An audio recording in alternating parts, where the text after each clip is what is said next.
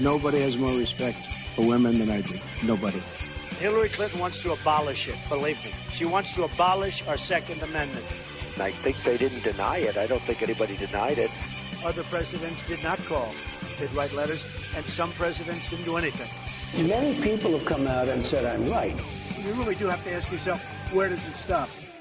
Hello and welcome to a very special Christmas episode of Fallacious Trump, the podcast where we use the insane ramblings of the little dumber boy to explain logical fallacies. I'm your host, Jim. And I'm your other host, Mark. A logical fallacy is an error in reasoning that results in bad or invalid arguments, and the logical fallacy we're looking at this Christmas week is the argument from silence, also known as argumentum excellentio. Yeah, so the argument from silence is where people assume that a lack of an answer or a lack of information proves their point in some way. Yeah, so they kind of read into the silence in a way that isn't really justified by the silence, because you can't necessarily know what silence means in every context. Yeah. But handily, it always means what the arguer wants it to mean. Yes. And in a country that is enshrined in the Constitution, that's quite interesting, isn't it? Because one would think that it's only got one interpretation. Yeah. So our first example from Trump this week comes actually from one of his books, How to Get Rich, which obviously he probably didn't write himself, but... And nor has he got rich. Has he got rich? No. And in the book he says, all of the women on The Apprentice flirted with me, consciously or unconsciously. That's to be expected. How do you unconsciously flirt with somebody? That's handy, isn't it? That all of them, they all did it, whether they know it or not.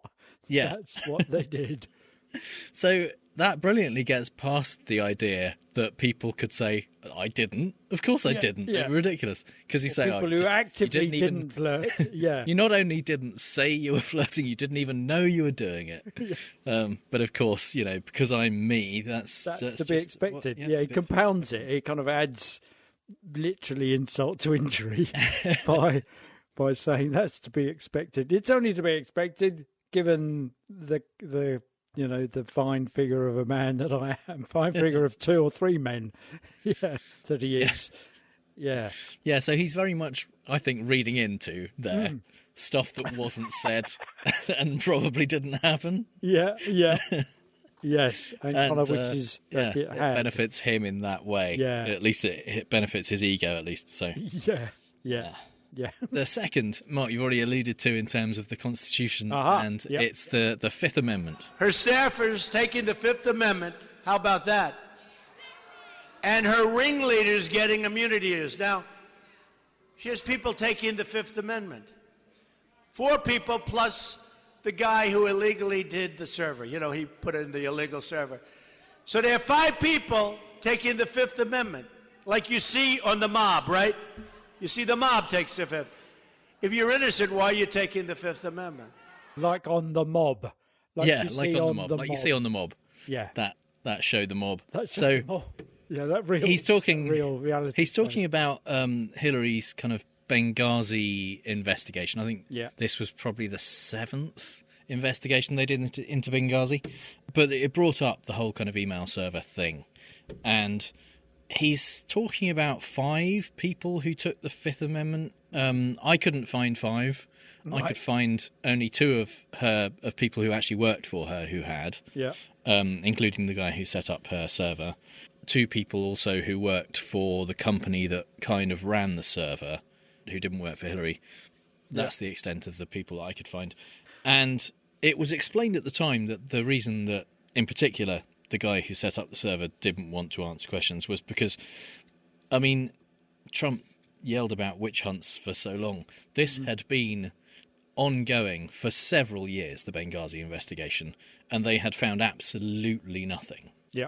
And so every time they got someone to actually answer questions in front of the committee, there were kind of accusations made about things that they'd done wrong that could be further investigated and things like that. Right. So they were saying, look, I'm just not going to come and answer questions. Because I haven't done anything and you'll just accuse me of stuff you can't prove. Yeah. Because that's what you've been doing all this time. So That was the argument, at least at the time. Trump's assumption is that if you take the Fifth, then it's because you've done something wrong. But in the Mueller investigation, that's exactly what they told him to do, isn't it? To not absolutely not turn and up he's and done answer it. questions. Yeah, he's done it multiple times in the past. He did one investigation or one lawsuit that he sat for. He invoked the Fifth Amendment 97 times. Whoa. To avoid answering any questions. And the thing is, as with our system in the UK, where you have the right to remain silent, and that cannot be then used to incriminate you in the sense that the fact that you have chosen to remain silent can't be taken to imply guilt. Yeah. That's the same with the Fifth Amendment. There may be other reasons why you have chosen not to answer the questions. It may be that it would implicate you in something else that you think you might have done wrong or something like that. Or either way, the fact is you're being tried or you're being questioned about a particular crime. Mm-hmm. So it doesn't mean that you're guilty of that crime when you say, I don't want to answer this question. I have the right not to answer this question, and I'm invoking that right. Yeah. So, because otherwise, why would it be enshrined in the Constitution? Yeah, I mean, it's got to protect everybody, not just the people you decide it doesn't. Yeah. So it's not just for presidents, it's for everybody. Whether presidents and ex-presidents don't like you using it, it's there for everybody. Yeah. And so our final example in this section is Marjorie Taylor Greene. Yay. This was actually before she was a member of Congress. Oh, okay. She was basically in the street in Washington harassing David Hogg, who was one of the teenagers at the Parkland school shooting and who has since been one of the most outspoken kind of campaigners against unfettered gun rights and in favour of gun control, which is kind of understandable when your school has been attacked and friends of yours have been killed. Yeah. But Marjorie Taylor Greene decided that she was going to harass David Hogg out on the street of Washington. David, why are you supporting the red flag laws? If Scott Peterson, the resource officer at Parkland, had done his job, then Nicholas Cruz wouldn't have killed anybody in your high school, or at least protected them. Why are you supporting red flag gun laws that attack our Second Amendment rights? And why are you using kids as a barrier? Do you not know how to defend your stance? Look, I'm an American citizen. I'm a gun owner. I have a concealed carry permit. I carry a gun for protection for myself, and you are using your lobby and the money behind it and the kids to try to take away my Second Amendment rights. You don't have anything to say for yourself? You can't defend your stance? How did you get over 30 appointments with senators? How'd you do that? How did you get major press coverage on this issue? And how did you get kids? Why do you use kids? Why kids? You know, if school zones were protected with security guards with guns, there would be no mass shootings at schools. Do you know that? The best way to stop a bad guy with a gun is with a good guy with a gun. But yet you're attacking our Second Amendment. And you have nothing to say. No words. So I'm walking. He's got nothing to say. Sad. He has nothing to say because there really isn't anything to say, you guys. He has nothing to say because he's paid to do this. Well, why are you using kids? Why are you using kids? Why are you using kids to talk about school shootings? Yeah. I can think of a few reasons not to want to talk to Marjorie Taylor Greene. Yeah. Yeah. 3, Marjorie Taylor Greene. There's 3 right there. But she assumes, the reason she states that she assumes that he won't answer her basically is because he can't defend his stance and because he's being paid to hold the position that he holds. As a child involved in a school shooting, he is being paid to ask adults to have more gun control. Yeah. And there was the shooting where Trump said next time I'll jump in front of the. I think it was. I'll run into the building and grab the thing. Yeah, I think it was that one. The way to fix good guys with bad guys with guns is to give guns to good guys. Yes. Yeah, how's that working out for you? Yeah. So, yeah, regardless of the errors in what she was actually saying about school shootings, he isn't required to debate her. And the fact that he isn't is that no conclusions can be drawn from that. No, it doesn't mean he didn't have an answer. It doesn't mean he can't defend his stance. It doesn't mean he's being paid by George Soros to take your guns away. Yeah. It just means that he, in that moment, didn't want to respond to her. Felt that it was better to just keep walking away from the crazy lady. Yeah. Who is self-confessed carrying a gun. Uh-huh. Yeah. Chasing teenagers down the street. And with a gun in a purse. Okay. Yeah. Yeah. And then wondering why he's not answering. Okay. Yeah. Self-awareness. Also a thing the right doesn't have. Humour, self-awareness. Yeah. And now is the time, I think, for Mark's British Politics Corner. Well, it's been quite interesting looking at this, and I could stand accused of shoehorning in current events into this, despite the subject I'm going to get them in. But it kind of comes from, in the UK, we don't have a Fifth Amendment written into the Constitution. Well, we don't have a written Constitution, unless you count the Magna Carta. So we don't have a fifth that can be appealed to. There's no kind of official silent position that you can take as a legitimate response, apart from, as Jim alluded to, the right to remain silent when you're being arrested, which, come to think of it, actually may lead to phalanxes of mute government ministers at some idyllic point in the future, perhaps.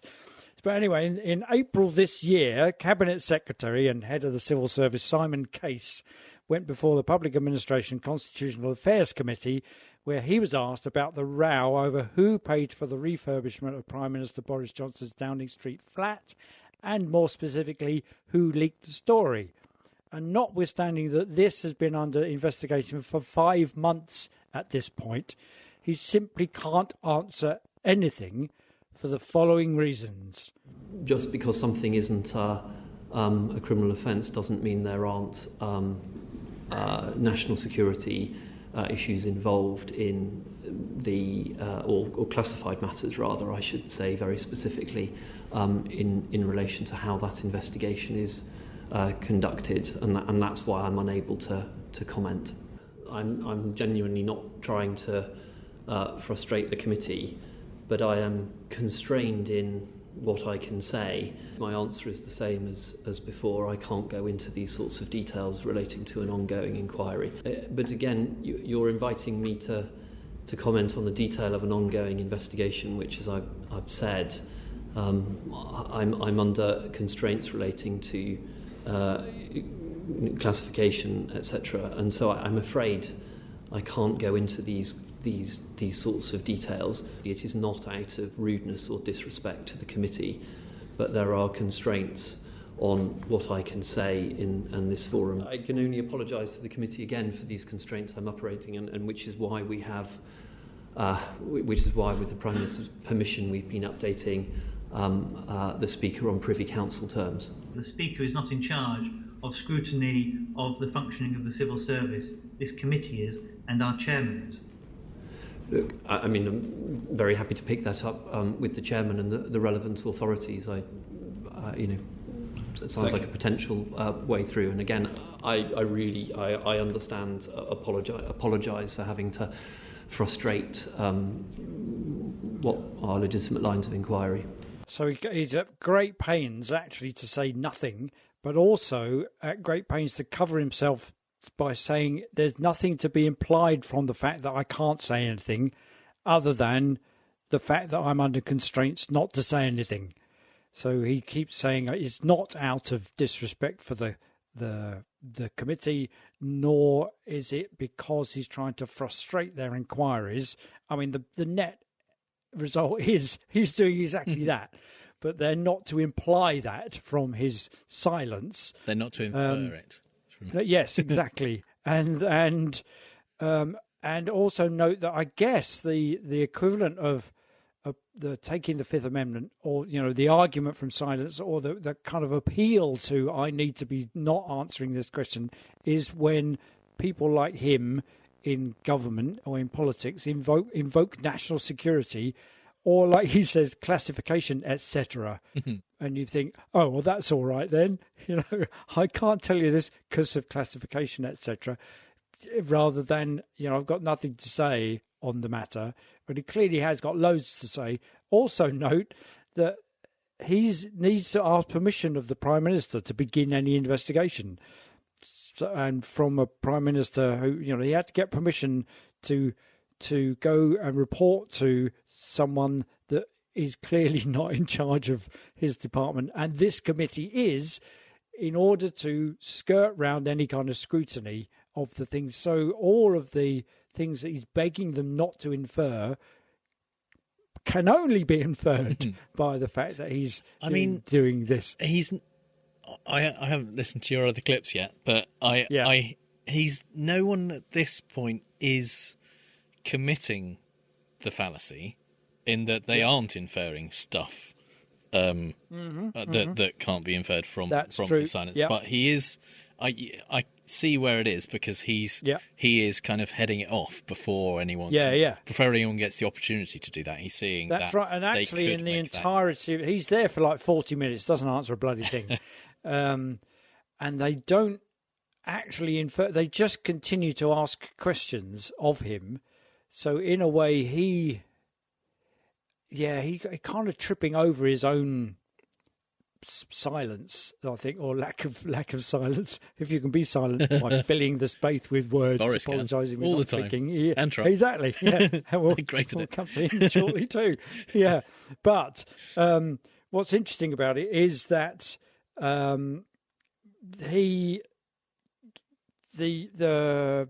this committee is the one in charge of scrutinising the civil service, and on the committee is Labour MP Karen Smith, who says, "Why did you come here if you knew you wouldn't be able to talk about this stuff?" Mr. Case, you're the guardian of the propriety and ethics and civil service conduct in your role. Do you think it's acceptable that you come before this committee to discuss these matters, having been told that you can't discuss them? You're essentially pleading the fifth. Is that acceptable? As I said, I can only apologise to... No, that's okay. Thanks for your apology. But is it acceptable? Well, yeah, I'm afraid it's necessary to protect the integrity of an ongoing investigation and the techniques involved. So I think she nearly commits it by saying that what you're doing must be unacceptable because you're not telling us anything. So therefore, what you've got to say is not good thing. It's not a good thing. I mean, it's almost there. She almost teeters on. Yeah, it's kind of. It's more just like, why are you here? yeah. I mean, they are extraordinarily polite throughout the entire thing. I mean, and she's quite right. He's been there for 40 minutes, and they've done all they can to try and he says, well, I can't talk about this. And said, okay, so given the fact that it's not a criminal investigation, and in your investigation you haven't found any criminal happenings, surely you could tell us that. Well, no, I can't even tell you that.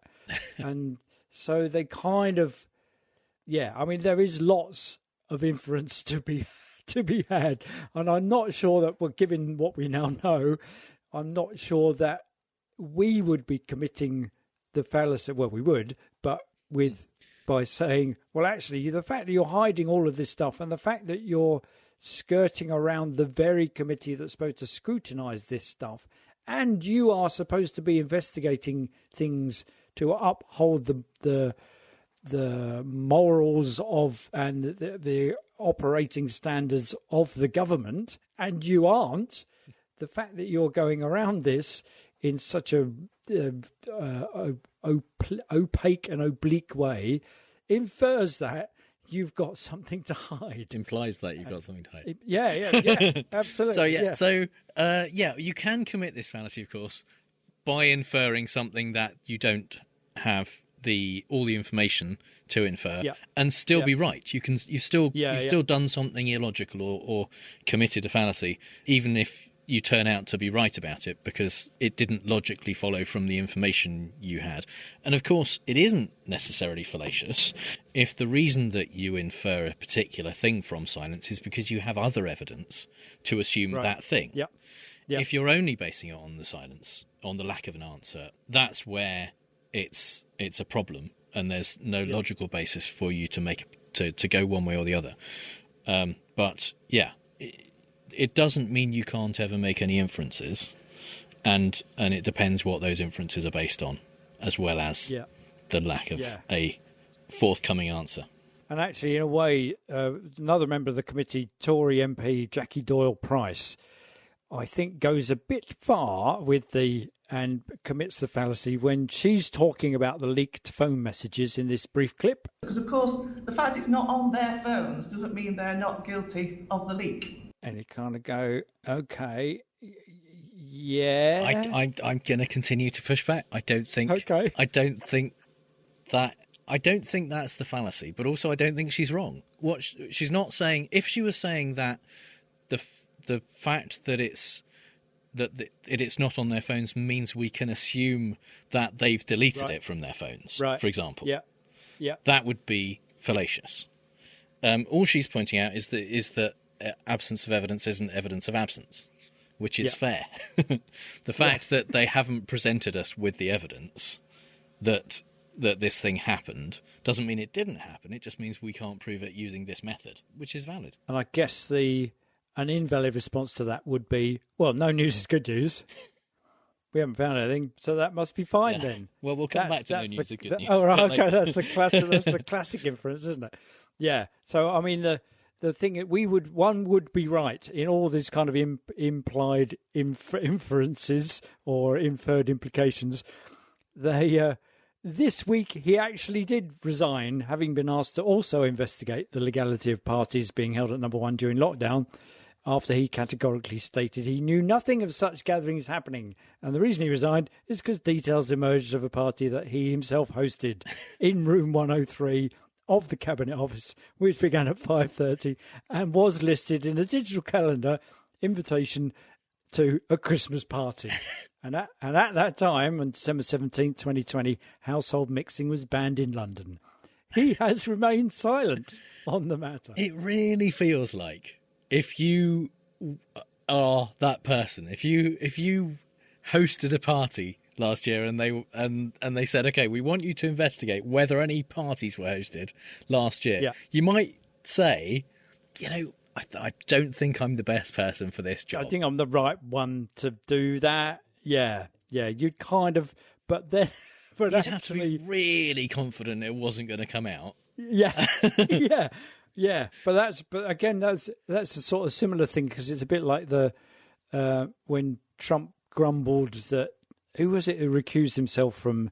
Was it Jeff Sessions? Do you mean Jeff Sessions? Oh yeah, there you go, Jeff Sessions. Attorney General. So, yeah, when he recused himself, and he said, "No, I can't do that," and he gets all over that, and he kind of like, if he had recused himself, or done the equivalent English version of that, if Simon case, people would have just gone, but it didn't need to be publicly, did it? I mean, presumably someone sidled up to him in Whitehall and said, "We'd like you to run this investigation." They didn't put it in the paper.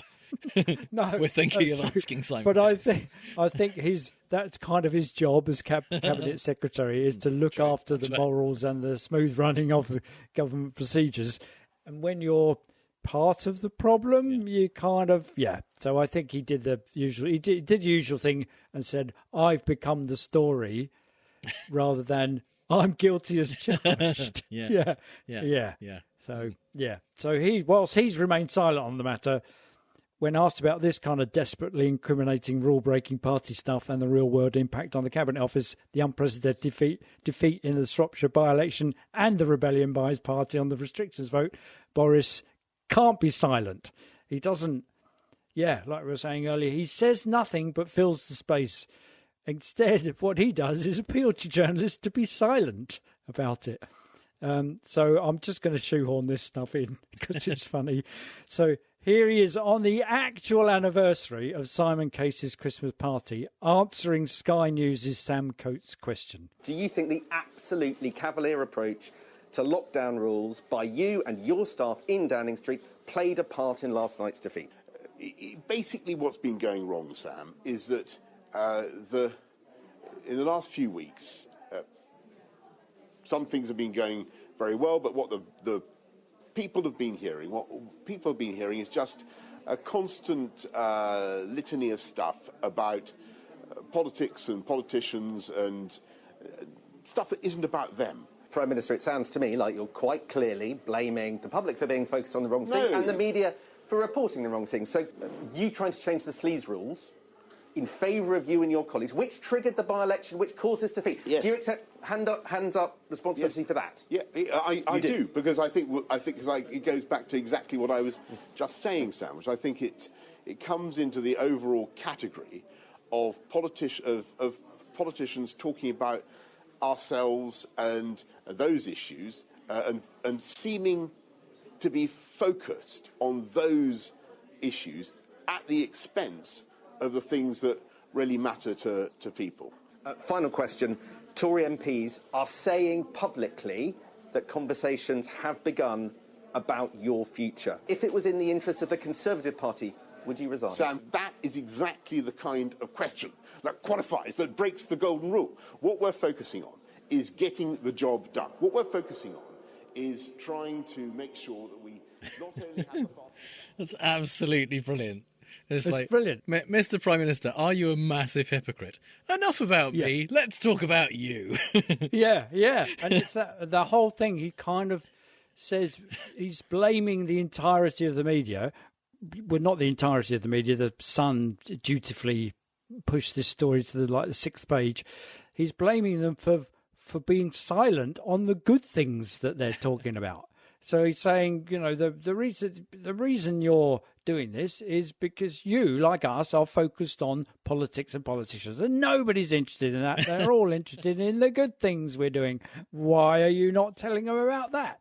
And he's going, well, hang on a minute. The reason it does affect real people because real people didn't vote your candidate in the constituency where you and your real actions caused him to have to resign.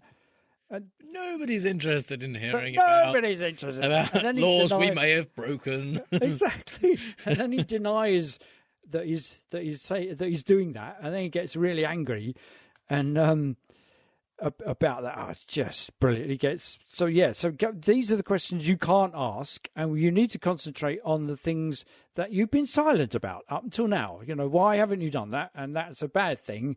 And I'm doing good stuff, and you're doing a bad thing by not reporting on this stuff. And he gets really angry about it. And it's worth just playing that angry bit again. That is exactly the kind of question that qualifies, that breaks the golden rule. Qualifies, that breaks the golden rule. What the golden rule is, actually, Sam Coates tweeted answers on a postcard, but he just got really angry about that. And to be fair, I guess Boris was visibly trying to make it up to us rather than just making things up, because he conducted the interview whilst wearing a mask, giving the lie to the adage that you can tell when Boris is lying because you can see his lips move. No lips, no lies. And them's the rules. So I know it's kind of stretching the point, but it is well worth having a listen to.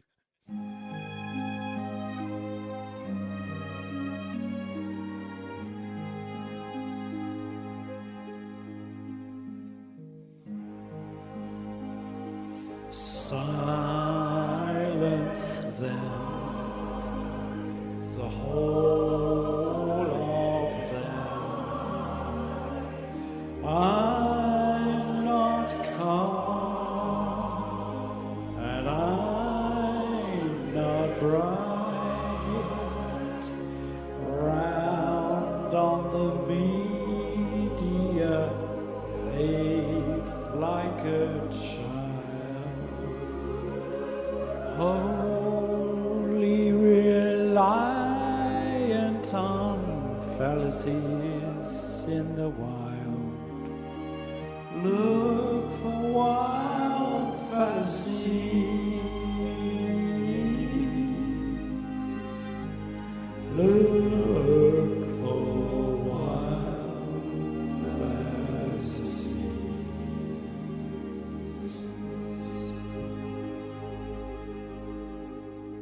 we are, Nat King Cole with Boris's lament about silencing the media.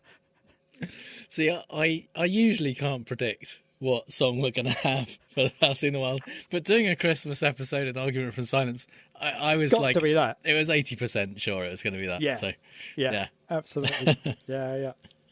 So in the Fallacy in the Wild, we like to talk about the fallacy of the week from a non-political perspective, and this week our first example comes from The Office. Did somebody here leave a map in the printer to Youngstown, Ohio? Attention, office. Who here is planning a trip to Youngstown, Ohio? I will take your silence to mean that you're all hiding something. Yeah.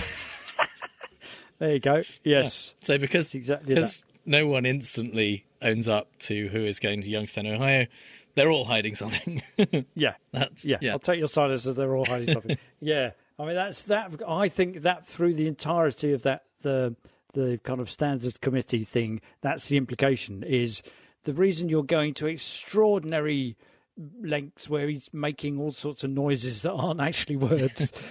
It's, one of them should have just said, and I couldn't find any of them having said it, and I think they're all a bit too adult to do that they should have just said to him, well, we'll take your evasion as an admission of guilt then. They should have just done that, and he would have fallen apart. He would have got really angry like Boris did.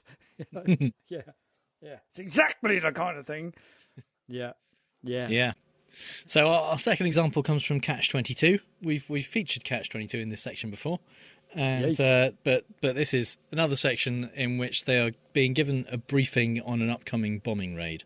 Intelligence reports indicate that you shouldn't have to worry about flak and that kind of stuff. We were hoping for some new recon photos on enemy strength in that area. Unfortunately, they haven't arrived, but as I always say, no news is good news. There you go. Yes, there it is. So no news is good news. Isn't it? No news is good news. Is absolutely an example from the Argument from Silence, because you are inferring that the silence, the lack of news, can be decided in one direction or the other. Yeah, it's good. And obviously, a lack of recon photos of the area you're about to go and attack. Yeah. Probably not good news. Probably not good news. Yeah. There's no reason to assume that means that there's not something bad there that is going to shoot you. So not least the fact that they weren't able to get any recon photos. They did and couldn't get back. Yeah. There's that kind of stuff. It's a bit like they've obviously not been shielded, not had extra armor fitted in the right places on the planes. Yeah, our final example in this section is actually a book called "Did Marco Polo Go to China?" By a historian called Frances Wood.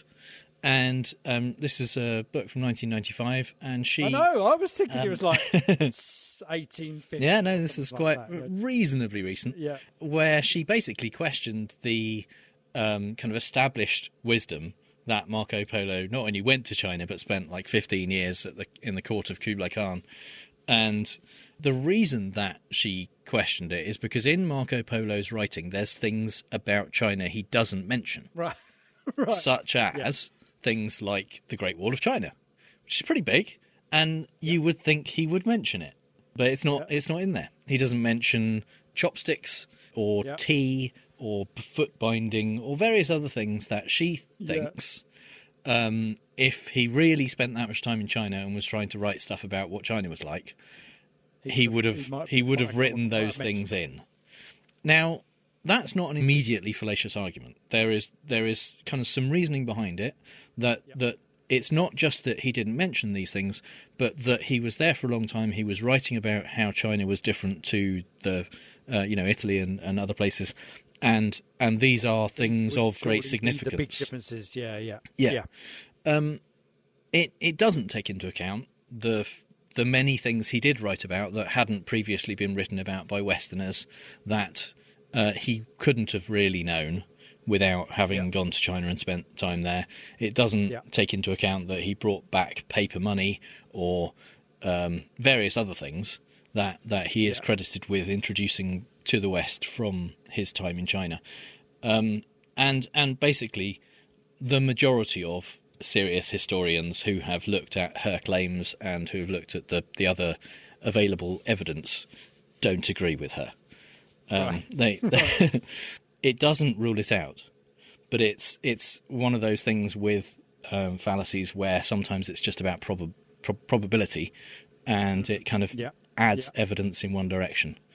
But one thing, for example, is that the argument from silence is not featured in Aristotle's book on sophistical refutations, where he started listing logical fallacies. That doesn't mean it isn't a logical fallacy. Yeah. Yeah. But Aristotle didn't write about it, so... Yep. Nor did he write about the Gish Gallop. No. So, that obviously isn't one either. So we're gonna play Fake news, folks. I love the game. It's a great game. I understand the game as well as anybody. As well as anybody. Yes, it's time for Fake News, the game where I read out 3 Trump quotes, 2 of which are real and 1 I made up, and Mark has to figure out which one is fake news. Well, I think that says it all. So, normally I read out 3 Trump quotes, but it's Christmas. Yeah. And we do things a little bit different in Fake News at Christmas. And this year, I've actually got 2 games for you to choose between. Oh. Okay. So you can either play a game where you have to pick the music artists that have threatened legal action to get Trump to stop using their music. Wow. Okay. Yeah. Or have we got time for all of them? Well, I've picked some. Or you can choose things which Trump has said are beautiful. Oh, I think the musical artist has got. It feels a bit more Christmas somehow. All the artists that have not gifted their music to Trump, right, far from it. Quite the opposite.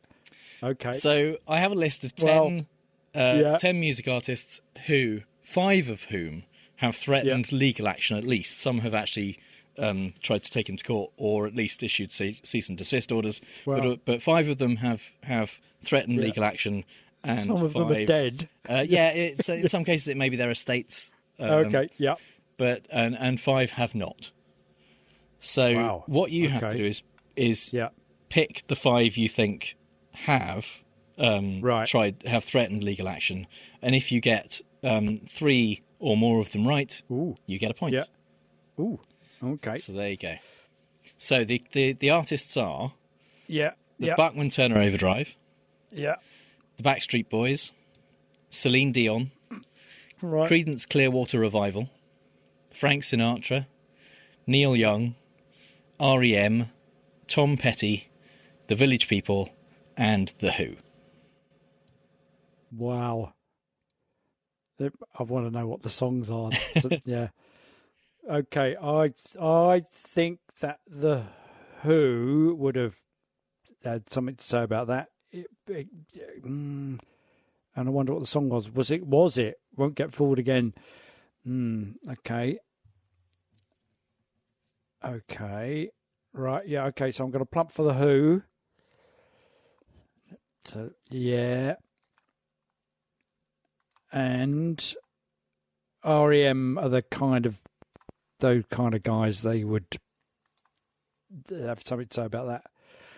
I would really like the Frank Sinatra estate to, what was it, My Way?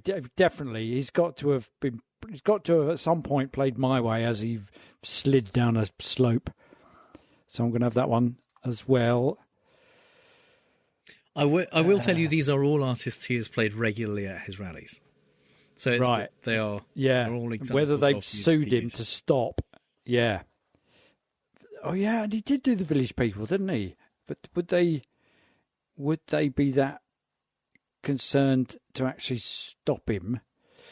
Okay. The Backstreet Boys, I don't know. You see, and the fact that they haven't, there's nothing to be inferred from their silence. Absolutely, I completely agree. You can't assume that these people who haven't tried to sue Trump actually support him. Yes.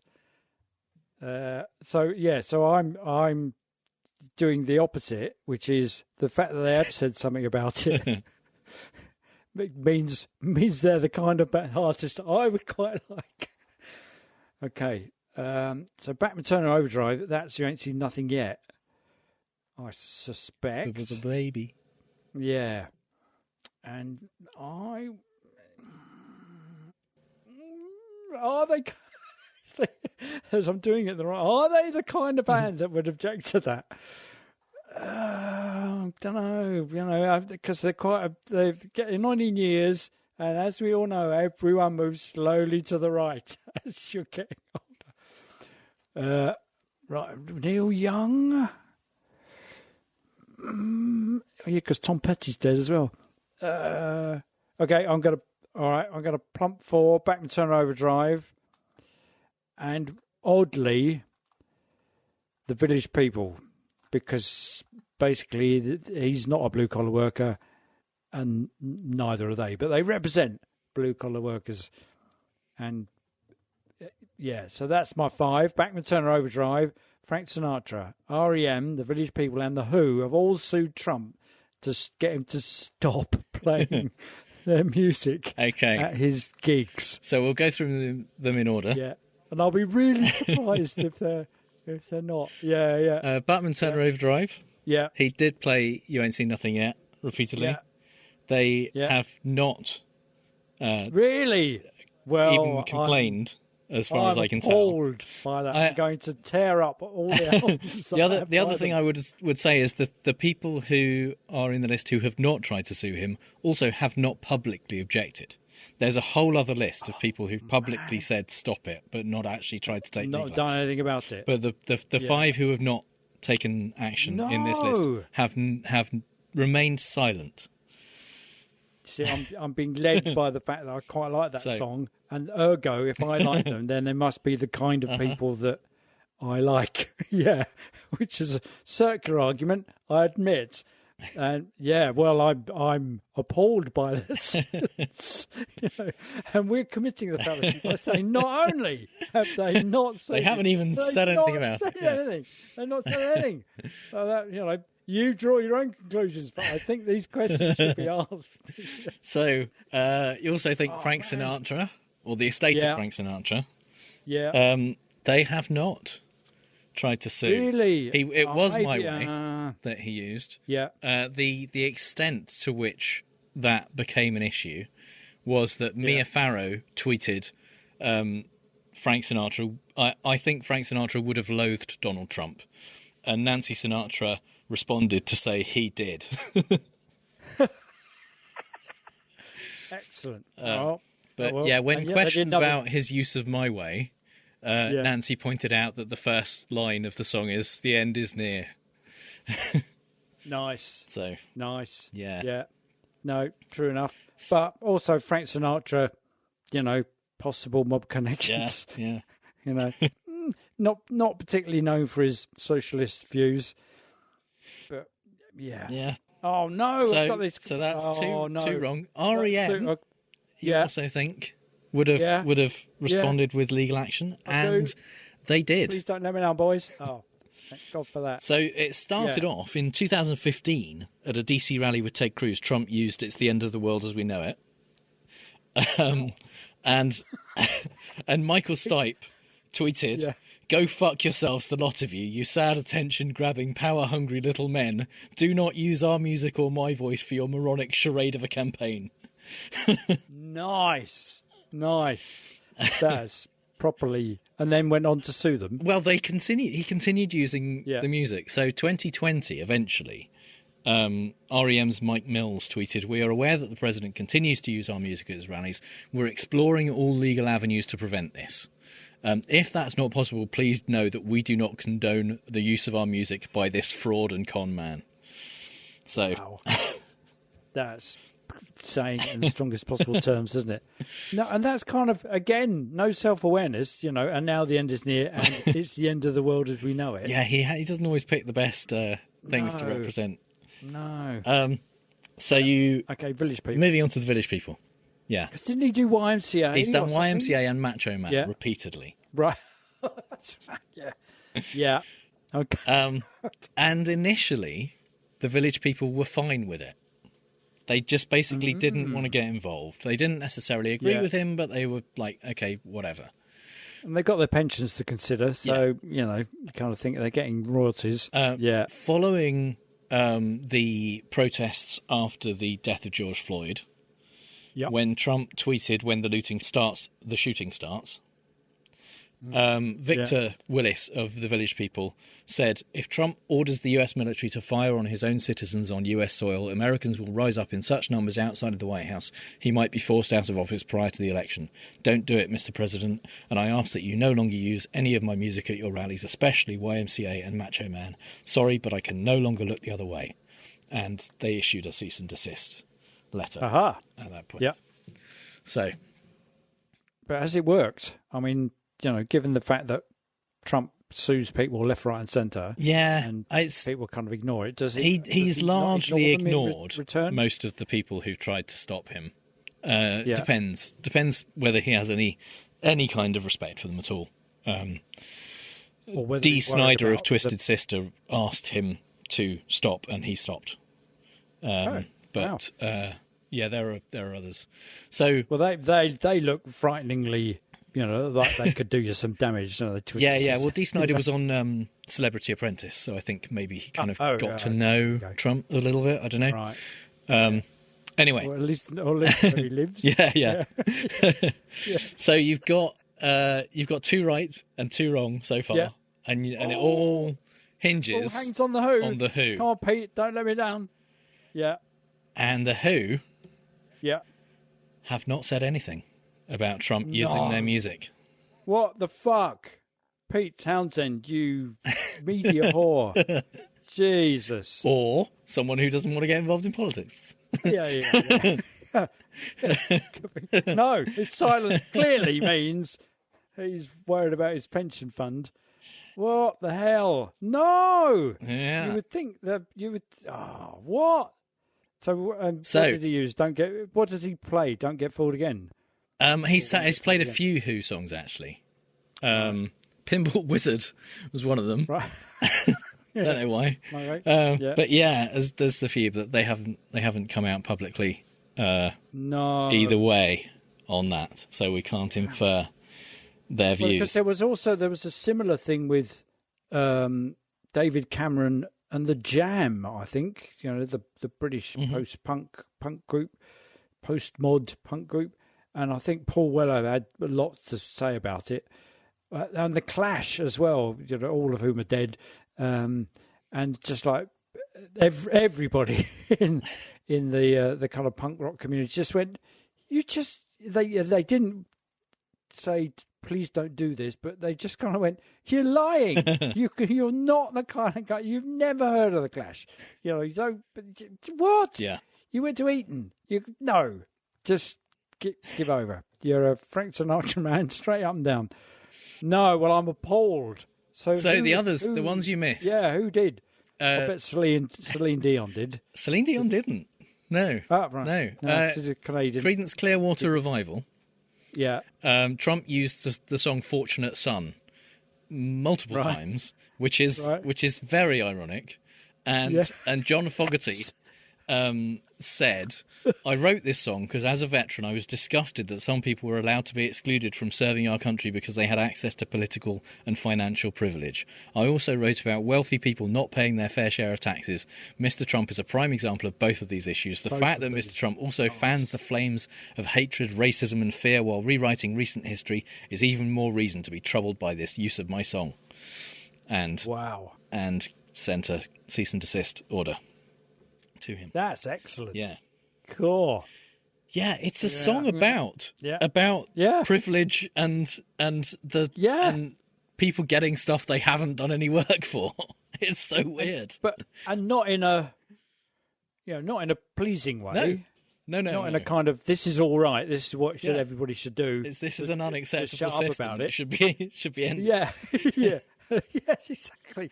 Yeah. And Trump, again, with no self-awareness and no sense of irony, just kind of go, oh, yeah, there you go, we'll play that then. Yeah. Because that's exactly what I am. Yeah. And is he? And in the process, thumbing his nose at the fans of Creedence Clearwater, vets and blue collar workers who all vote for him. No. I mean, in the same way as he unironically dances to Macho Man, which is not what he thinks it's about. No. No. I mean, they also frequently have played "Born in the USA," which is a song not about how great it is to have been born in the USA, but the fact that a veteran returning from war, despite having been born in the USA, cannot catch a fucking break. Springsteen did not take legal action against that, but did enthusiastically endorse Hillary Clinton. And then several times when "Born in the USA" started to be played at Trump rallies, people started booing after that. So, yeah. That was one way to go. That's the way to do it. Yeah. Well, he's just done a thing with Obama. They've put a kind of musical extravaganza together. Yeah, which would be quite interesting to. And I saw an interview with them both, and Springsteen looks. I think they're contemporary in age-ish. But Springsteen looks like Obama's grandfather. Yeah. So his granddad. God damn it. So Neil Young was one of the others. He really? Yes. I thought that Neil Young would have been. He's kind of a closet writer. No, he's a hippie. He was his somewhat ironic "Rocking in the Free World" was one that Trump picked, and he has kind of vacillated on whether to actually take legal action or not. But basically he said in kind of I think 2020, I'm changing my mind about suing President Trump, he wrote, after having decided not to. Reconsidering, I'm looking at it again. There's a long history to consider, and I originally considered it, decided not to pursue, but then President Trump ordered thugs in uniform onto our streets. His idea, he ordered it himself. Imagine what it feels like to hear "Rockin' in the Free World" after this president speaks, like it's his theme song. I did not write it for that. Yeah, see, they're all a bit. You kind of go, well, okay, yeah. Which is why I wanted, the Who to be like Clash. Go, stop it! Oi, what are you doing? Yeah, like, straight away. Please do not ever play our stuff again. We will, but he's just going. Well, I thought about it. It's a long history. No, there isn't. It's only been there for 4 years. How long does it take you to make your mind up? He originally decided to. And then he decided not to because of COVID, partly because he thought, there's actually more important stuff. This isn't that big a deal. True. There's other stuff going on that people need to focus on. Yeah. But then riots in kind the streets. Then riots. Yeah. Yeah. Because it kind of is the important thing, because it's the intangible, visceral connection that you have with music is what Trump is tapping into. He knows exactly what he's doing. He's doing bread and circuses, so he will, it's the triumphant trumpet blare before the gladiators come in and all that kind of stuff, and everybody goes, yeah, you're our favourite emperor. So if he's stealing your music in order to promote himself, well, he's not stealing it, he's using it. Presumably he's paying for it. He takes advantage of the fact that many of the venues he does rallies at have blanket copyright clearance. Right. Yeah. So he doesn't tend to pay the artists. I wonder if somebody at Mar-a-Lago is in charge of that. That would be interesting, wouldn't it? So finally, the last one is Tom Petty, whose song "I Won't Back Down" was used at Trump rallies. And Tom Petty's estate said Trump was in no way authorised to use this song to further a campaign that leaves too many Americans in common sense behind.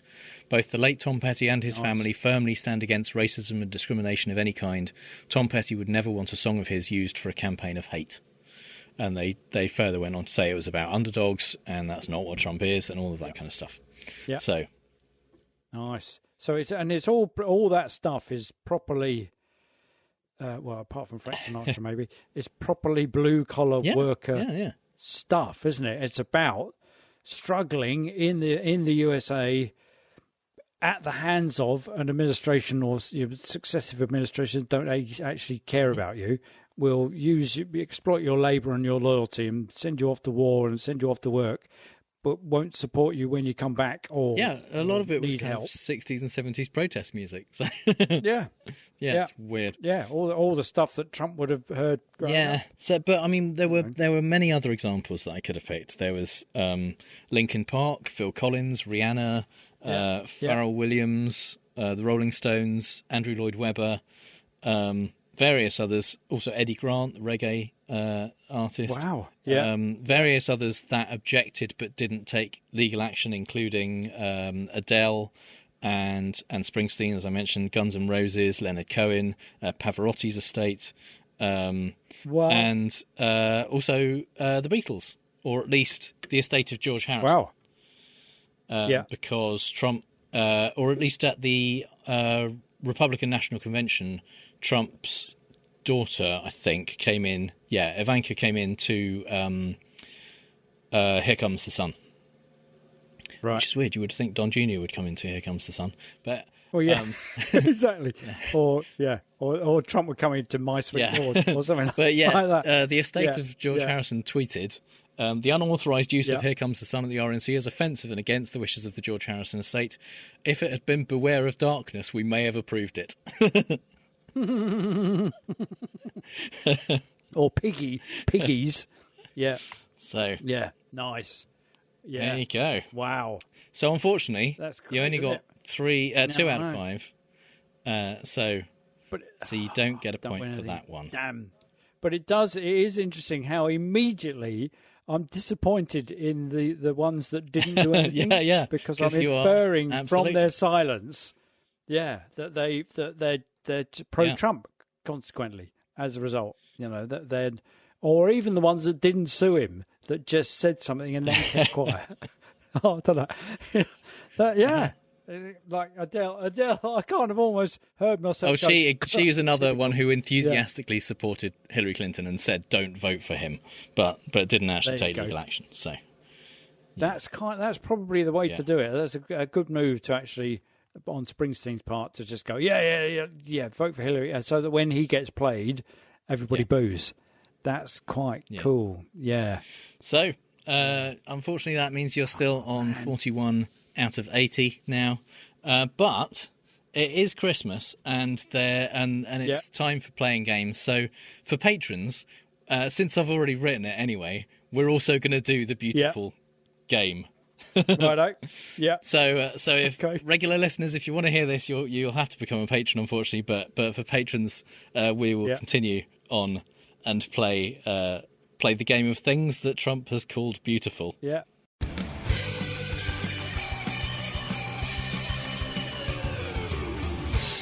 Yes, it's time for the part of the show that this week at least is called The Grift That Keeps On Grifting Is Not a Logical Fallacy, because Washington Post recently published a kind of bit of investigative journalism that they did, which they're reasonably good at, about all of the events that Trump has been hosting at Mar-a-Lago for Republican candidates. And as we know, Trump gave up his presidential salary for 4 years, and that meant that all the Republicans could say, look, he's not grifting, he's not just in it for the money, he's given up his, what is it, $400,000 a year salary or something like that they get. Right. He made such a shitload more than that. But by not only not getting rid of all his businesses while he was president, whilst he was in office, and taking as much as he can, but just continually taking as much as he can since. Yeah. And also whilst he was in office, he would move loads of stuff there, host it all there. And charge hotels, them huge and amounts. Charge them. And charge the Secret Service for staying there while he was there playing golf. And just a ridiculous amount of money. So what they've looked at is events that candidates who are raising money or mostly raising money for their campaigns for Senate races or for governor's races. They're having their events at Mar-a-Lago. They're paying Trump a large amount of money. The amount of money may be different if it also includes a kind of personal appearance from Trump himself, and the kind of the candidate gets to stand with Trump, and maybe he hosts the event. There's talk of the fact that, you know, attendees having pictures with Trump may end up also spending money on that, and sometimes it's kind of just dinners where people will pay to have dinner with Donald Trump, like among lots of other people.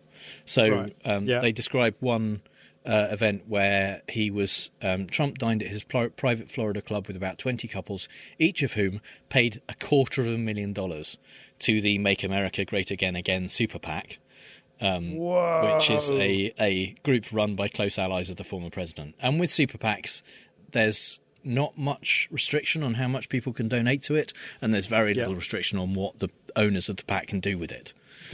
And very little accountability. Yeah. So that's $5 million. $5 million. $5 million. Yeah, for one dinner. For that.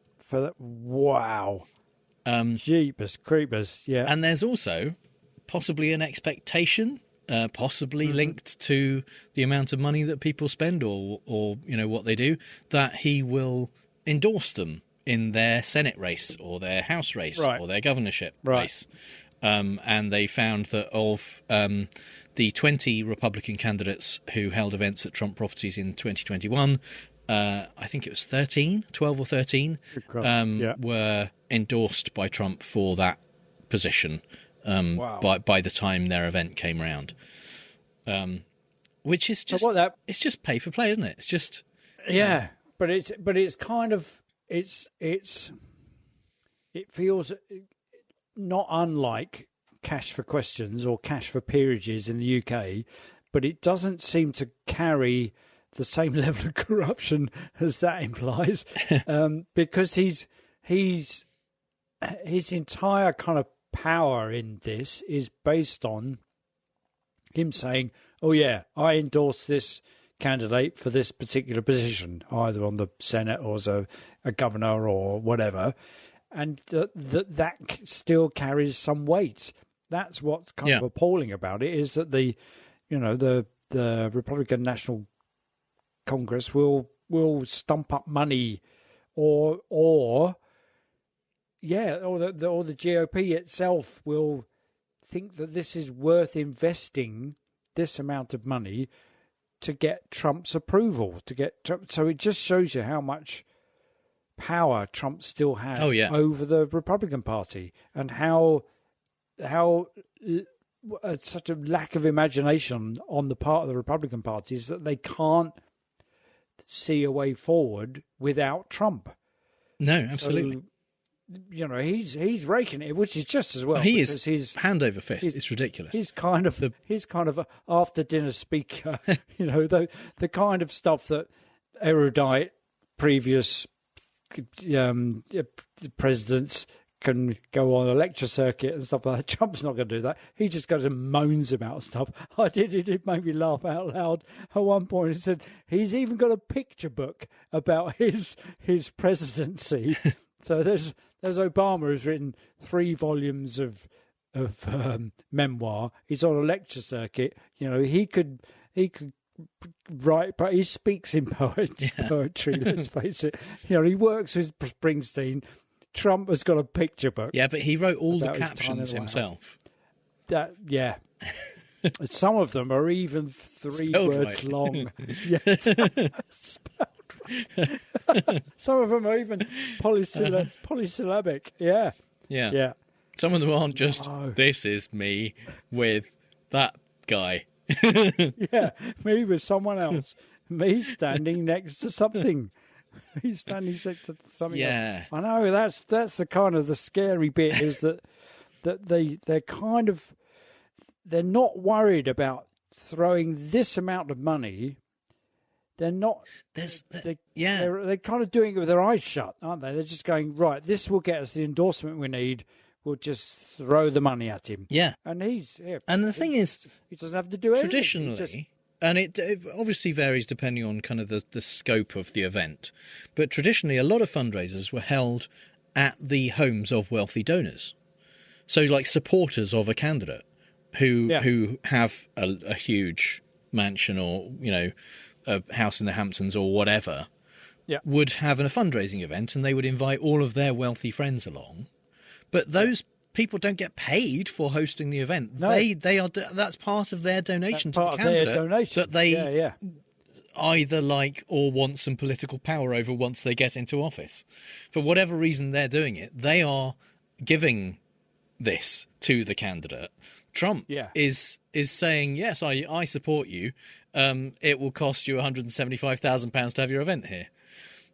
Wow. It's so bizarre. They're doing it. They're doing it because he is, because the weirdos that support him are the Republican Party now. They're not the fringe. They're not the weirdos. They are the 200 plus Republicans who voted against Mark Meadows being held responsible for not talking to Congress. I wonder if there's a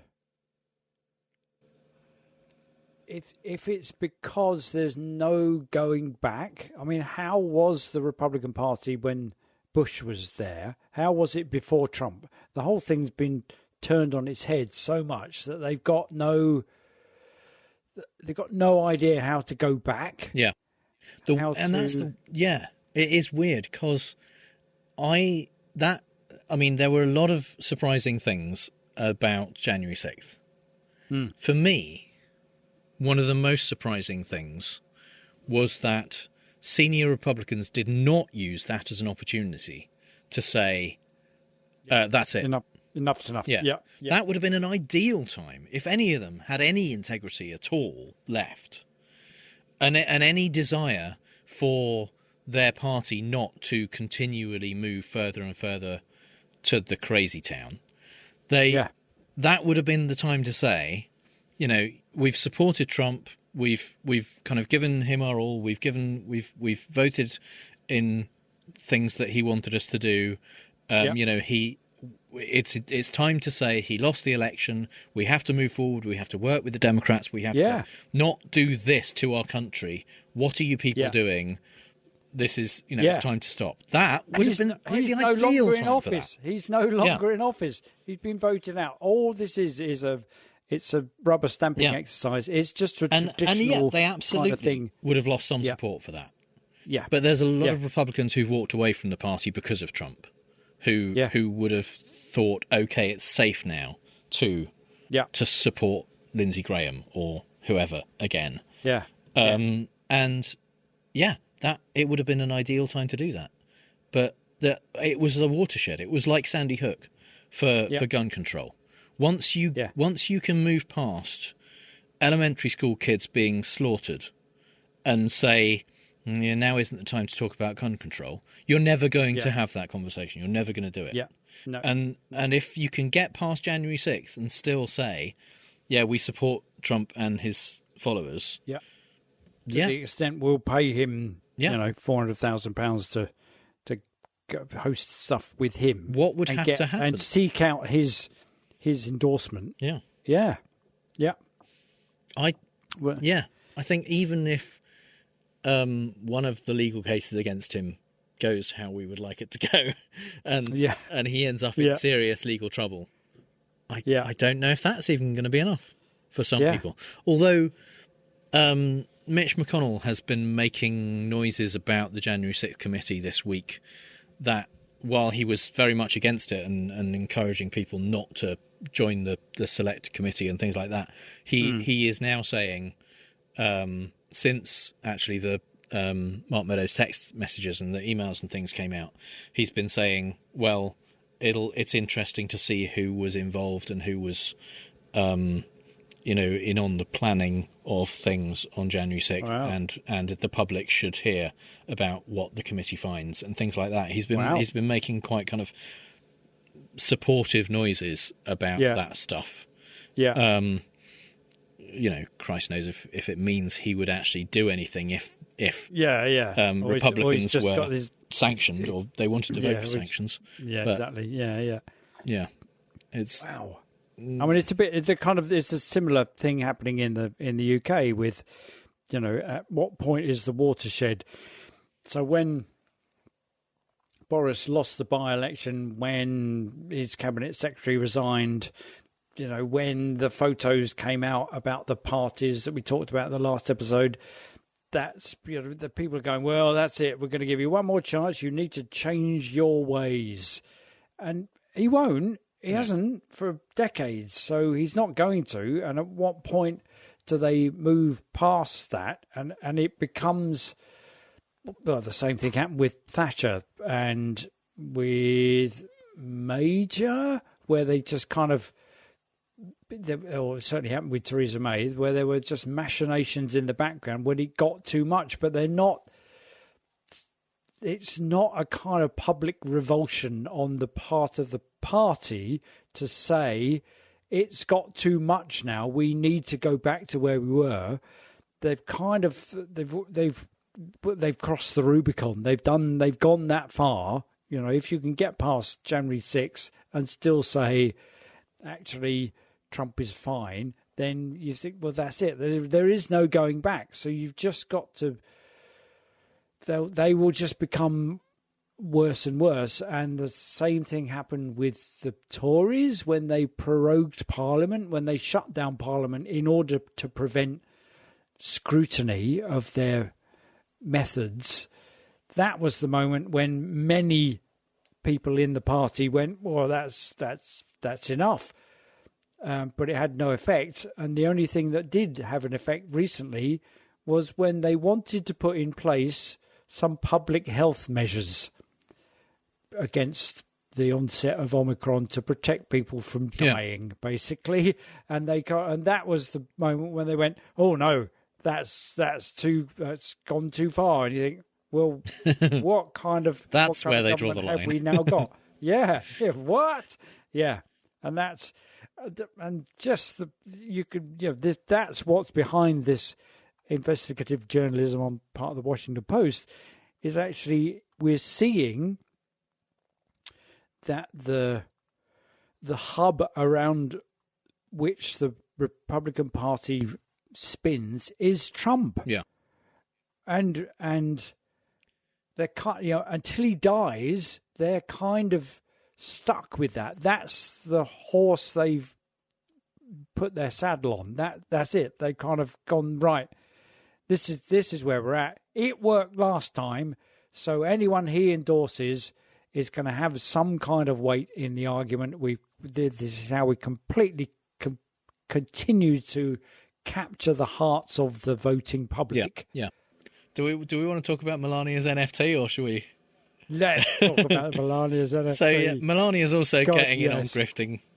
I don't know your feelings about NFTs. I know my feelings about NFTs. But Melania is releasing an NFT and starting to do multiple. I quite liked Keanu Reeves' reaction to NFTs. Somebody was talking to him about them. As the leading authority on all things nice in Hollywood, somebody said, what do you think about NFTs? He just laughed. He said, well, why would you buy one that somebody could just copy anyway? That's the thing. You might own it, but what's the point? Yeah. No, somebody. That's can copy the thing with digital copies; they're identical to the original. Yeah. So even if you have a piece of paper that says you have the original, I own the original. It's just the same thing as someone else can get for free, and you've spent hundreds of thousands of dollars usually for it because you're a fucking idiot. Hard-earned crypto. So apologies to any listeners who are very into NFTs. Who are owning NFTs, which actually, because Jim and I being filmmakers, NFT stands for the National Film Theatre, which is on the South Bank in London. But for anyone who doesn't know, it also stands for non-fungible token, which sounds pretty mushroomy. to me. Which basically means it's a thing that isn't worth anything. That's pretty much exactly what it means.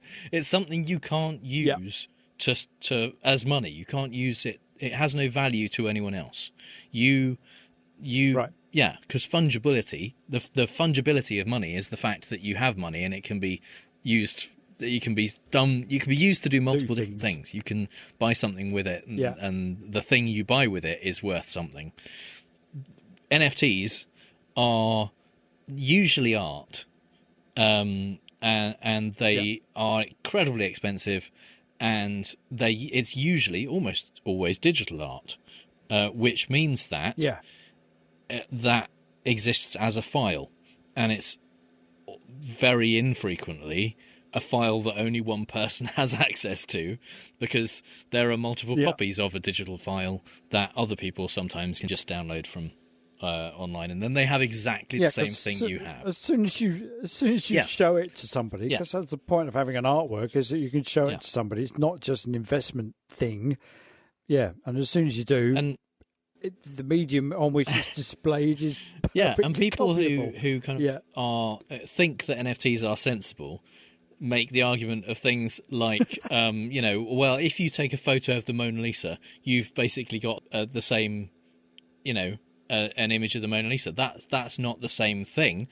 Only one person has the original. But the original isn't the same as a photo of it, for one thing, of the Mona Lisa. Also, it was worked on by Leonardo da Vinci, whereas your copy wasn't. Yeah. There isn't that thing with digital stuff. When Mark or I make a video, we email the video to a client and say, here you are. They've got exactly the same thing as we've got when we email it, but we also have a copy because we emailed it to them. Yeah. So it duplicates. It's not. They don't have an original thing. There's no difference. So it's stupid. It's used for money laundering and grift and separating people from their money. And not only is Melania Trump doing this, she is now getting into releasing NFTs at regular intervals. Apparently, oh my god, she doesn't get what NFTs are at all, because the press release says Mrs. Trump will release NFTs in regular intervals with a one-of-a-kind auction of historical importance. I think that's premature, possibly. Scheduled in January 2022, including 3 elements: digital artwork, physical artwork, and a physical one-of-a-kind accessory. That's not a fucking NFT, then. That's not an NFT. No. The digital artwork is an NFT, but the physical artwork and a physical one-of-a-kind accessory are very much F. They are. Yeah. You can then sell them to someone else. Yeah. Well, it's like releasing your album. I think it was Radiohead did that one year when they released their album digitally, and then they said, okay, and then we'll release it on vinyl at the end of the year. And you go, well, it's exclusively on digital. Well, it isn't. Yeah. So that, well, you've kind of, the exclusivity of digital has passed you by there. So it was for a while, except it wasn't, because everybody could get it, so it wasn't exclusive. Didn't exclude anybody, so therefore it wasn't exclusive. Yeah. So so she's making fungible tokens to sell to people. Yeah, not fungible tokens. That's what NFT stands for her. Yeah, and also the digital things as well. Does it say a portion somewhere?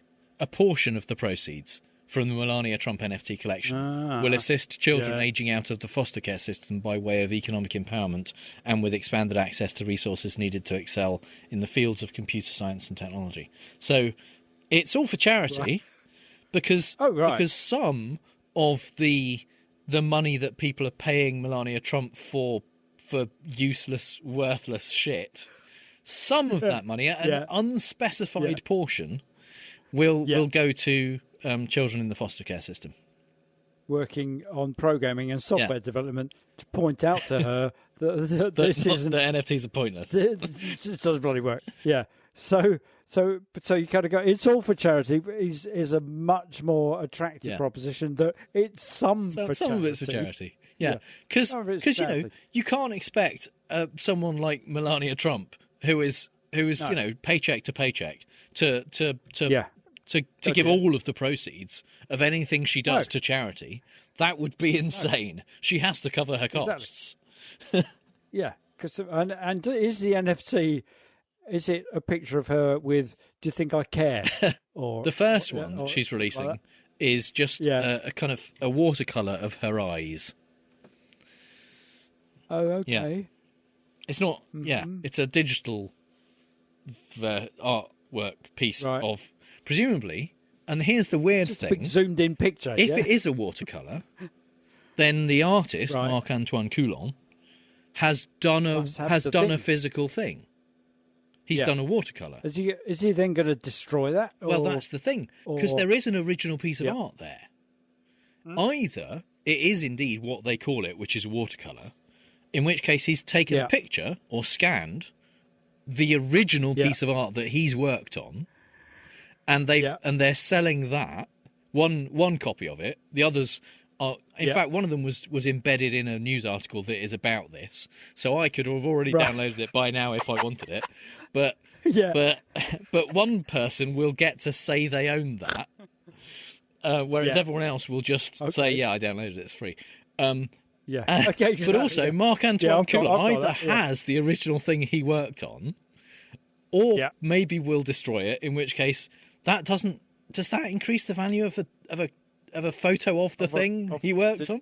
I don't know. Or it isn't a watercolour and he did it digitally. In which case, they shouldn't call it watercolour because it's a digital piece of art. Painting. Using the watercolour thing in Photoshop. Yeah. But how much is the digital artwork? Copy of the possibly original actual physical art? Yeah.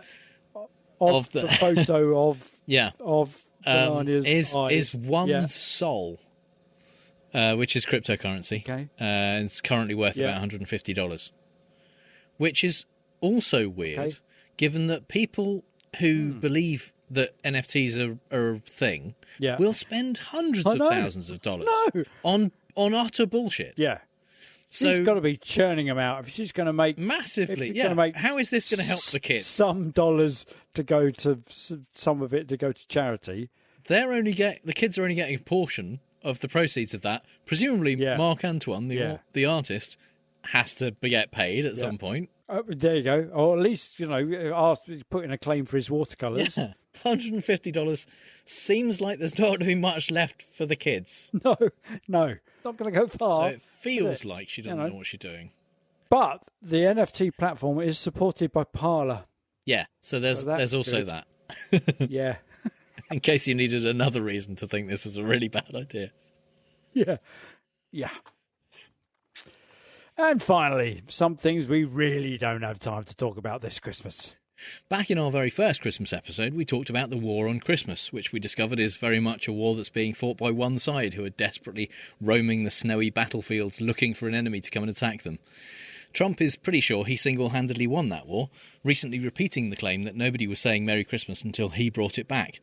He's clearly been watching Fox's coverage of their Christmas tree fire, because he said, "Whether you're Muslim, whether you're Christian, whether you're Jewish, everyone loves Christmas." This was part of an interview with Mike Huckabee on Newsmax, which looked like it was made specifically for an online course on propaganda. The music swelled and we were assaulted by images of white Christian families around Christmas trees, and who knows, maybe some white Jewish and white Muslim families too, it's hard to tell, as they desperately tried to sell Trump as the saviour of Christmas. But it seems his followers are less sure that the victory was convincing.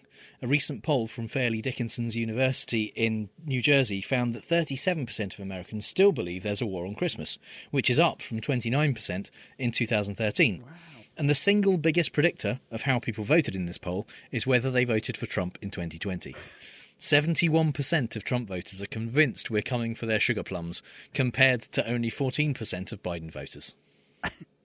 The Florida Department of Health are now officially hamstrung, not because they're underfunded, lacking in supplies of medicine, nor a desire to keep Floridians healthy. Nah, they've got 62,000 dead is just not enough for me, Governor Ron DeSantis breathing possibly unwanted viruses down their necks. Pro-vaccine TV ads were pulled recently with the remaining money spent on anti-smoking ads. Where's Marlboro Man shouting on the airwaves against that? Oh yeah, you can't hear him because of his voice boxectomy over the hum of his lung-supporting ventilator. New ads have been made that have footage of vaccines going in arms via syringes, but the word itself is not uttered. You think it might just be freedom of speech / public health responsibility versus strong-arming the medical sector because it's quite popular with people who don't want to get vaccinated and have deserted Trump since he got his booster shot? Yeah, vaccine number 3. Yeah, you think? And of course, DeSantis maybe just has his eye on the White House, if not re-election next year. Not so much on the shoulders of giants, Ron, as on the bodies of thousands, eh? Wake up, people. 2022 is very close, and he is literally Florida man for Pfizer's sake. We know by now that vaccine mandates work, but when the US Air Force dismissed 27 active duty airmen for refusing to get vaccinated against coronavirus, it's hard to argue when people like small-faced right-wing bobblehead Charlie Kirk say things like America is being actively weakened by the regime. I mean, it's hard until you think about it for like 2 seconds and realise that 27 airmen represent 0.008% of the active duty US Air Force, and that the country is actually strengthened by losing military personnel who not only defied a direct order by their superiors, but are apparently unwilling to make the sacrifice of taking a safe, effective vaccine to protect others. If you factor in the little detail that 148 Air Force personnel have died of COVID so far, I think that we can all figure out which side is actively weakening America. The number goes up for the Marine Corps, with 103 Marines being discharged, representing a scarily huge 0.05% of the entire Corps. It's odd because I've seen a few good men, and I remember Lance Corporal Harold Dawson telling Tom Cruise that Marines live by a code of unit, corps, God, country. He didn't mention self in there at all. I'm sure even we toyed with this somewhat stupefying conclusion when we were reading about Mueller's realisation that it's probably true, and now boy genius Eric Trump has confirmed it. In a recent interview with Jay Cutler for Cutler's podcast Uncut, Eric laughed that they were indeed too dumb to collude. After admitting that none of the Trumps had any knowledge of how to do politicky stuff when Donald joined the race in 2014, he added, "We weren't smart enough to collude with Russia. We didn't know what the hell we were doing. We didn't know what a delegate was." As many commentators responded online, "You might have been dumb, but you were stupid enough to try." And actually, he really is dumb enough to try it on. Just plain ignorant of ignorance being no defence in the eyes of the law. Just because you were stupid doesn't mean you didn't do it, you idiot. When the stupidest people fall back on the public's perception of their stupidity as a defence, that's either very smart or we're actually watching reruns of Goofy. Over here in the UK, it's pretty well known that the Daily Mail is not to be trusted. It is almost, but not quite entirely, unlike actual journalism. So, when misshapen pillow huckster Mike Lindell sued them for defamation earlier this year, I really wasn't sure who to root for. I mean, sure, whatever they said about him was probably not true, but what could they possibly have alleged that would potentially ruin Mike Lindell's reputation? Well, apparently, the thing which pushed him over the edge, the thing which he found so offensive, was that a group of middle-class Middle Englanders might believe that he secretly dated attractive Broadway and 30 Rock star Jane Krakowski. Lindell's lawsuit claimed that it caused tremendous harm to his personal and professional reputation and prospective economic opportunities, as well as causing him significant humiliation and emotional distress. Christ, if that's what it did to him, imagine how Jane must have felt to have one single person believe she might have even considered being romantically involved with off-brand Dick Butkus. The judge in the case ruled that whether it was true or not, no defamation had taken place, saying, dating an actress, secret or not, would not cause public hatred, shame, ridicule, or any similar feelings towards Lindell. Weirdly, he did not add, besides, everyone already hates you and thinks you're ridiculous and shameful, so what's the big deal? I once read one of those enormous sci-fi tomes like Dune or Foundation, and all I can remember about it is there was this timeline chart in the foreword to give the context of when the story was set, and it included great swathes of time not far hence where science fell and faith in magic arose once again in its place in the new Dark Ages. Senator Ron Johnson, yes, Wisconsin, yes, Republican, yes, anti-vaxxer, yes, the perfect populist mash-up name, courtesy of DeSantis and Boris even, seems to be the high priest of the new epoch of anti-science. Not happy with having been chairman of the Homeland Security and Government Affairs Committee in December 2020 and gathering vaccine skeptics, critics of masking and social distancing and several ivermectin peddlers around his cauldron, he's now adding mouthwash to the mix, alleging, between incantations of boil, boil, tall in trouble, that standard gargle mouthwash has been proven to kill the coronavirus. If you get it, you may reduce viral replication. Why not try all these things? Despite an entire page of Listerine's website attesting to the fact that it is not in any way effective against COVID. Johnson continues to spew an evil breath lie, going so far as to dismiss Fauci as overhyping COVID like he did AIDS. With over 700,000 people having died of AIDS in the US alone and 37.7 million people worldwide, and COVID currently killing 800,000 people in the US with more than 5.3 million around the globe, and it's not done yet, it's possibly time for a Witchfinder General to return and rout this weird sister from his Eye of Newt on the midterms coven. Expelliarmus! The Republican death cult has tried everything it can think of to throw their supporters directly into the path of a deadly pandemic to own the libs, but now they're getting desperate, and they've only got one last trick up their sleeves. It's time to try socialism. 4 GOP-led states, Florida, Iowa, Kansas and Tennessee, have changed their rules on unemployment insurance so that workers who either quit their jobs or are fired due to vaccine mandates will be eligible for payouts. While some Republicans argued against continued or expanded unemployment benefits during the worst parts of the pandemic when many people were losing jobs they desperately needed, claiming it would increase inflation and unemployment and destroy the economy, it's okay in this instance because these people have actively decided that their right to risk the health of their co-workers and customers is more important than their job. So they should obviously be rewarded for that. Well, despite Boris's earlier protestations to the contrary, he has been directly responsible for a series of even more unfortunate events since we last spoke. The Tories lost the by-election in Shropshire North for the first time since the constituency was invented in 1974, with the Lib Dems gaining a 27,000 majority. Cabinet Secretary and investigator of possibly despicable things, Simon Case, resigned for having done despicable things. And Lord David Frost, the Brexit minister, nicknamed Frosty the No Man, resigned because of the new COVID restrictions. Yeah, right. We all know it's because he wanted to spend more time alone shouting about how terrible the withdrawal agreement that he himself wrote is. Yet more blatant Tory rule flouting surfaced when 15 or so people were pictured gathering around tables of cheese and wine in the garden of Number 10 during lockdown, which was clearly a business meeting as defined by Dominic Raab, because they were wearing suits, like you would if you had a drinks gathering immediately after work and didn't happen to keep 15 or so changes of clothing at the boss's house. One does wonder, though, who is leaking this stuff to a gleeful press, and why now? Could it be the far right within the party? Sorry, business meeting. Because Boris isn't being far right enough? And whilst Omicron rages sufficiently for the rest of Europe to lock down and not allow any Brits in, Boris is unable to cancel Christmas this year because, let's face it, no one would listen anyway, and because he fears for his existence, since, like all of his predecessors after Thatcher, he's being held hostage by the far right within the party. Sorry, business meeting.